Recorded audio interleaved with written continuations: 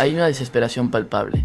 Está trágicamente entrelazado con la búsqueda de recursos para consumir sustancias, y aquí encontramos dos dinámicas que se repiten con una frecuencia dolorosa. Dos caras de una misma moneda en la relación entre los que se fueron y los que se quedaron. Se ha vuelto, para muchos, una parte tristemente visible y casi normalizada del paisaje urbano, especialmente en una ciudad que históricamente ha dependido tanto del turismo. Así conocí al que los vecinos llaman, con una mezcla de admiración y respeto, el pirata de Cayo Hueso. Claro, 90 millas. ¿A dónde quedan? Yo no sé dónde quedan 90 millas. Hoy no vamos a recorrer la ruta turística. Hoy vamos a levantar el velo, a adentrarnos en las grietas de la fachada para descubrir la cara B de La Habana, una ciudad que late con una intensidad cruda, donde la supervivencia es un arte y cada esquina susurra secretos que pocos se atreven a escuchar. ¿Estás listo para ver lo que realmente se esconde más allá del brillo? Abróchate el cinturón, porque este viaje redefine lo que significa conocer La Habana. La mayoría llega buscando el encanto colonial, el ron y la salsa.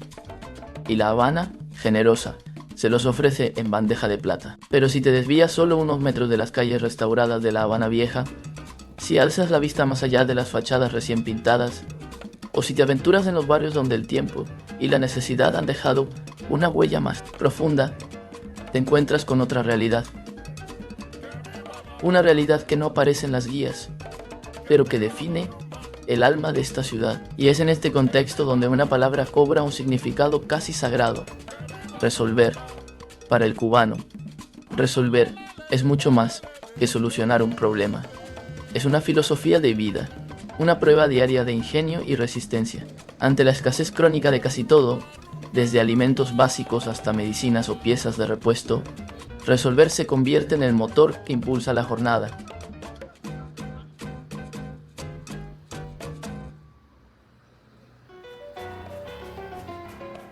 El turista ve los mercados agrícolas, a veces con oferta limitada, a veces sorprendentemente variada, pero rara vez es consciente de las intrincadas redes y las horas de cola que pueden estar detrás de cada producto.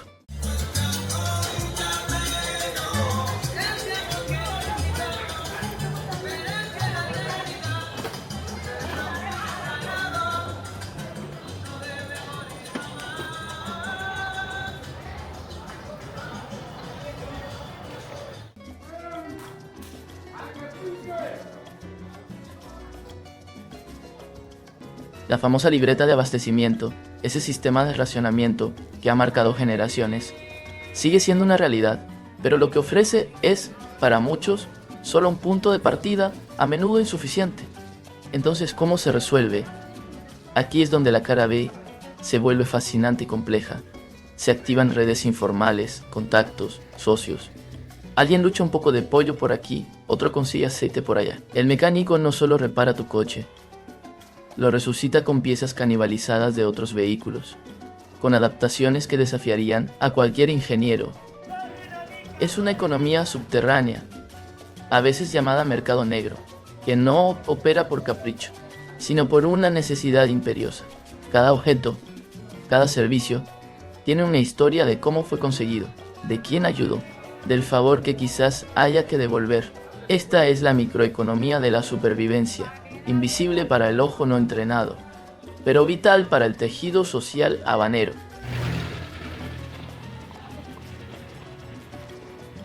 El transporte público es otro capítulo de esta odisea diaria. Los fotogénicos almendrones, esos coches americanos de los años 50 y 60, no son solo para paseos nostálgicos.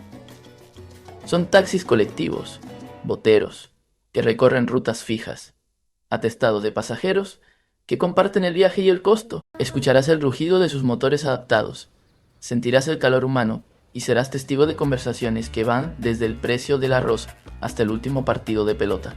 Luego están las guaguas. Esperarlas puede ser un ejercicio de paciencia infinita bajo el sol caribeño.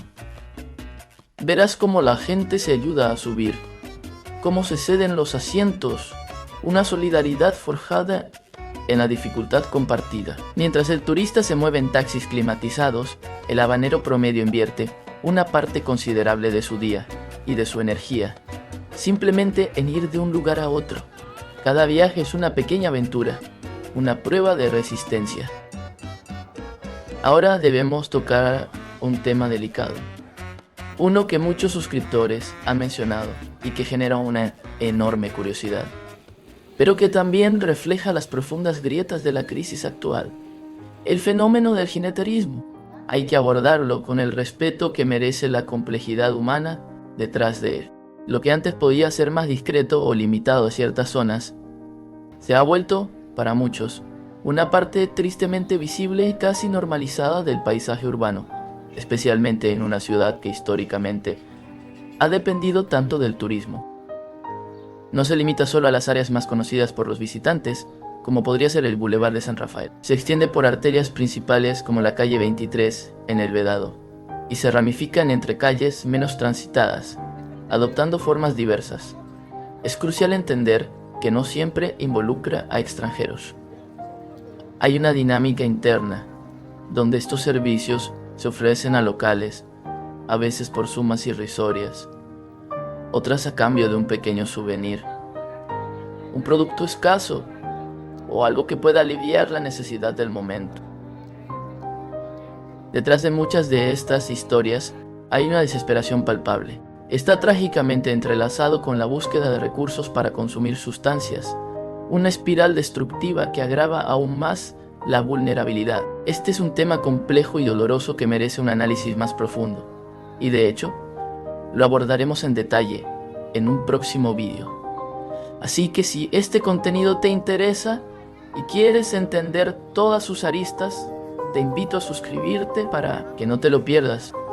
Lo que vemos hoy es una manifestación más de cómo la crisis económica actual está golpeando con una dureza sin precedentes a la sociedad cubana. Lo que antes quizás se intuía o se comentaba en voz baja, hoy es una realidad que salta a la vista.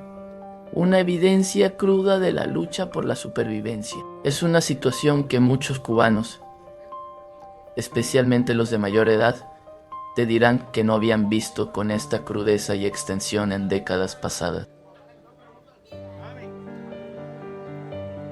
Y esta crisis no solo se manifiesta así, se ve en el aumento de la mendicidad, a veces sutil, otras más directa. He presenciado escenas, imágenes de una dureza que se clavan en la memoria, como madres jóvenes con sus hijos en brazos, con una mirada que pide ayuda sin palabras en calles concurridas. Por respeto a su dignidad y para proteger a los más vulnerables, no voy a mostrar esas imágenes gráficamente, pero es mi deber como cronista de esta realidad constatar que existen, que son parte de esta cara B.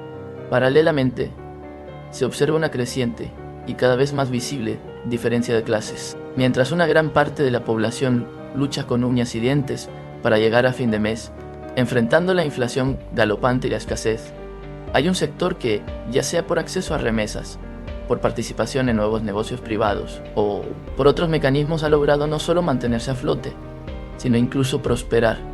Esta brecha, esta polarización económica, genera tensiones, frustraciones y un sentimiento de desigualdad que se palpa en el ambiente. El todos somos iguales, que alguna vez fue un lema, hoy suena para muchos como un eco lejano. El acceso a bienes básicos sigue siendo un desafío constante.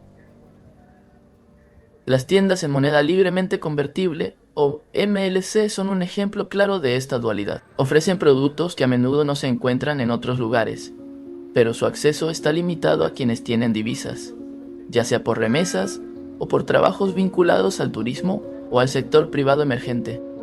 Para el cubano que solo cobra un salario estatal en pesos cubanos, estas tiendas representan un mundo aparte, una vitrina de lo inalcanzable. Esto crea una economía paralela, donde el valor del peso cubano en la calle fluctúa constantemente, y donde tener acceso a dólares o euros marca una diferencia abismal en la calidad de vida.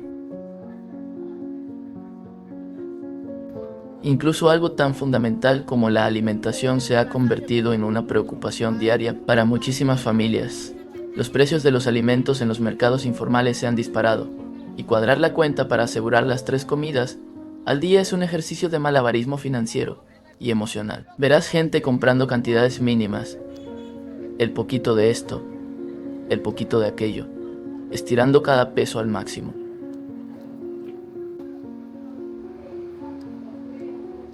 Sin embargo, sería injusto pintar la cara B de La Habana solo con tonos grises. Porque incluso en medio de la más dura adversidad, el espíritu cubano brilla con una luz tosuda e inextinguible.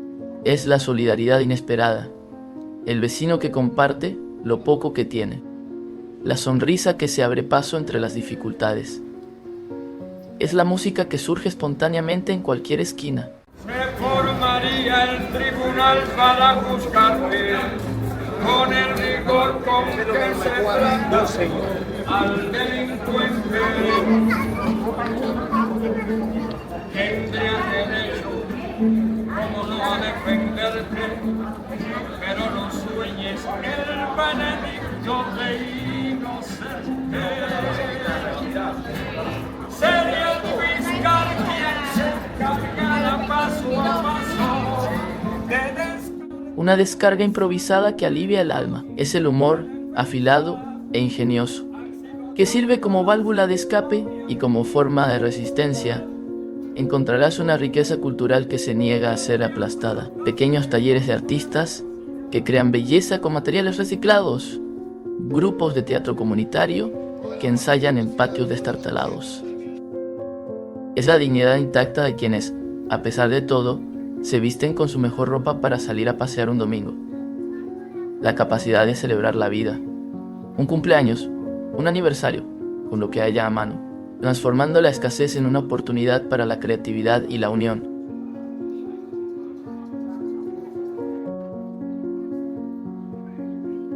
Y a veces, resolver va más allá del ingenio cotidiano. Se convierte en una auténtica proeza, en una leyenda de barrio.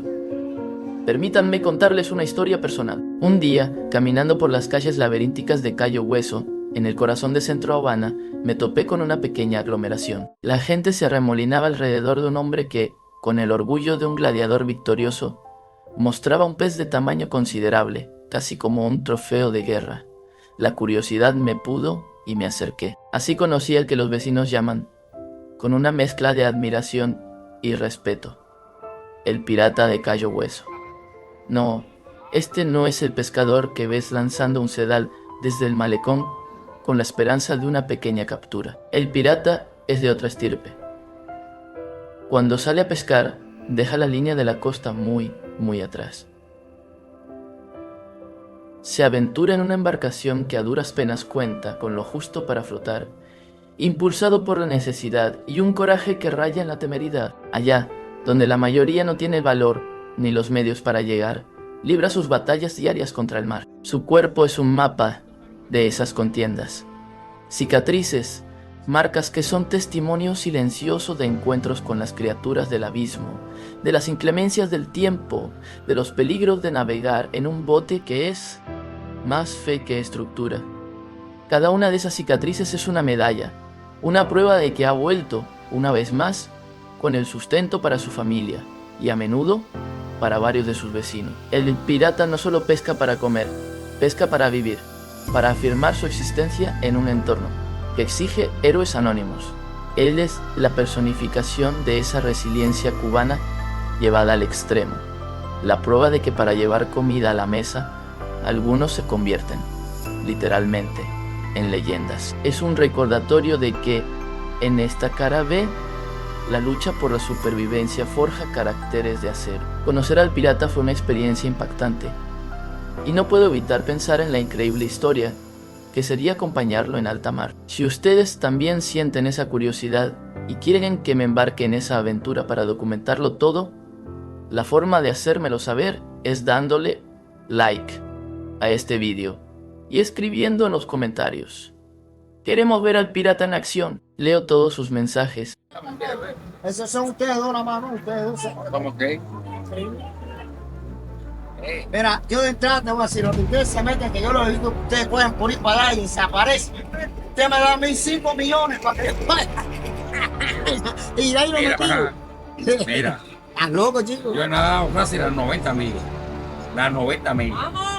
Yo la he nadado casi las 90 millas. Tú sabes dónde es. ¿A dónde? Esa área ahí hay tiburones. ya, Espérate, hermano. espérate.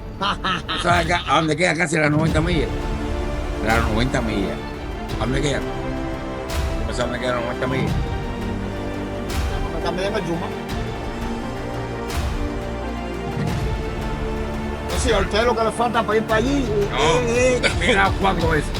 Ya usted, claro que lo giran para atrás, compadre. Yo no sé cómo ustedes no se han quedado de lado allá. Porque 4. Yo de las 4, mira cómo está cantando el bicho. Yo he visto a Miami 2 veces. 2 veces. Lo que no tocó tierra. Porque en el 2016, Obama, cuando vino a Cuba, quitó la ley pie seco, pie mojado. Cuando Obama vino a Cuba. ¿Tú no sabes eso? sí, yo sé, cuando sé vino a que Cuba. mojado. Quien la quitó esa ley, la quitó Obama. Cuando vino a Cuba, pie seco, pie mojado. Ya yo me había tirado 3 veces. Quiero decirte que esta gente está en el Yuma, ellos están en el Yuma. Te lo digo, yo sí sé lo que yo estoy hablando. Ellos están en el Yuma. Ese pescado tú no lo coges en el malecón. No, papi, no. Ese no lo coges. Ese es alta mar ya, Pipo. Se desactiva para la pinta, ¿sí? El tiburón. Y ese bicho sabe, cuando ya sabe que te dio, él sabe que te dio y sabe que va a echar sangre y ahí es donde se pone de vino. Y sabe cómo tú lo vas a coger, es caer la pingazo. Nosotros tenemos palos, tenemos escopeta, tenemos pistola, tenemos balas. La bala de nosotros, la bala de nosotros es páfata, con balas, te ponen de pinga. Te ponen de pinga. Y entonces llegamos a la ventana digital, esa conexión a Internet que ha transformado la forma en que Cuba se relaciona con el mundo. Y consigo misma, ya no son solo los parques Wi-Fi. El acceso ha penetrado en más hogares, aunque siga siendo un bien preciado. Y para muchos, costoso. Pero más allá de la tecnología, lo crucial es lo que representa. Para incontables familias separadas por la dolorosa y constante migración, es el cordón umbilical que mantiene el lazo. El puente, a veces frágil sobre el océano. Es la videollamada que permite ver crecer a un sobrino. La foto que trae noticias de un ser querido. La posibilidad de sentirse, aunque sea virtualmente, un poco más cerca. Pero incluso este puente digital, esta ventana a la esperanza y al contacto, tiene su propia y complicada cara B, porque no todas las conversaciones fluyen con la misma armonía. A veces esa ventana se convierte en un espejo de las tensiones y las desesperaciones que la propia crisis alimenta. Y aquí encontramos dos dinámicas que se repiten con una frecuencia dolorosa, dos caras de una misma moneda, en la relación entre los que se fueron y los que se quedaron. Por un lado, está la experiencia del familiar que está fuera, el que trabaja duro en otro país, a menudo lidiando con sus propias dificultades de adaptación, y que al conectar con casa, se encuentra con lo que percibe como un muro de lamentos y exigencias. Es la llamada que empieza y termina con una lista de necesidades. Mándame dinero para esto, necesito aquello. Aquí la cosa está malísima. No se puede vivir. La conversación gira casi exclusivamente en torno a los problemas de allá, a la escasez, a la dificultad. Y aunque la necesidad sea real y apremiante, para quien está fuera, puede sentirse como una presión constante, un pozo sin fondo de demandas que agota emocional y a veces económicamente, dejando poco espacio para compartir sus propias luchas o simplemente para un intercambio afectivo genuino. Es el peso de ser visto, a veces, no como un hijo o un hermano, sino como una fuente de recursos, una especie de cajero automático emocional y financiero. Y desde la isla, la percepción de esta dinámica es a menudo de una profunda desconexión para el que se quedó luchando día a día con una realidad que se vuelve más asfixiante. Resulta incomprensible y a veces profundamente hiriente ver cómo algunos de los que se fueron parecen haber ingerido la proverbial Coca-Cola del olvido. No se trata solo de que hayan rehecho sus vidas, lo cual es natural y deseable. Se trata de una aparente amnesia selectiva sobre la dureza de la vida que dejaron atrás, o una incapacidad para comprender la magnitud de la crisis actual que muchos en la isla afirman es peor que cualquier cosa vivida en décadas. Desde Cuba se observa cómo algunos, desde la comodidad de sociedades con abundancia y libertades básicas garantizadas, emiten juicios simplistas, ofrecen consejos que rayan en lo ingenuo, o incluso adoptan posturas de superioridad moral. Es el yo, en tu lugar haría esto, sin considerar las 1001 trabas invisibles que condicionan cada decisión en la isla. Es el alarde, a veces inconsciente, otras no tanto, de un estilo de vida inalcanzable para la mayoría de sus compatriotas, que se siente como sal en la herida. Esta Coca-Cola del olvido se manifiesta en la minimización de los problemas reales de Cuba, en la impaciencia ante las dificultades que se les cuentan, o en la rápida descalificación de cualquier esfuerzo o iniciativa que surja desde dentro. Parece como si al cruzar la frontera, algunos hubieran adquirido un filtro que les impide ver la complejidad y la profundidad del sufrimiento y la lucha de quienes permanecen. Para el que está en la isla, esta actitud no solo es dolorosa, sino que también alimenta una sensación de abandono, de ser los olvidados en su propia tierra por aquellos que alguna vez compartieron sus mismos sueños y dificultades. Y así, la ventana digital que podría ser un puente se convierte a menudo en el escenario de esta desconexión. Los comentarios en redes sociales, las conversaciones privadas, reflejan este abismo creciente. No es una crítica a la migración en sí, que es un derecho y a menudo una necesidad, sino a esa aparente pérdida de empatía, a esa desmemoria selectiva que tanto duele a quienes siguen resistiendo en el día a día cubano. Es otra de las manifestaciones crudas de esta cara B, una herida invisible pero profunda en el tejido social y emocional del cubano, donde la distancia física a veces se traduce, para algunos, en una insalvable distancia del corazón. La próxima vez que veas una imagen de La Habana, o si tienes la fortuna de caminar por sus calles, te invito a mirar con otros ojos, a buscar más allá de lo evidente, porque la cara B de La Habana no es una antítesis de su belleza, sino una parte integral de su identidad, la que le da su profundidad, su carácter indomable. Esta ciudad es un espejo donde se reflejan las grandes paradojas de la condición humana, la lucha y la esperanza, la escasez y la generosidad, la tristeza y la alegría incontenible. Y al final, es esa compleja mezcla la que la hace inolvidable, la que se te mete bajo la piel y te obliga a reflexionar. La verdadera Habana te espera, no en los folletos turísticos, sino en el corazón de su gente y en las historias no contadas de sus calles.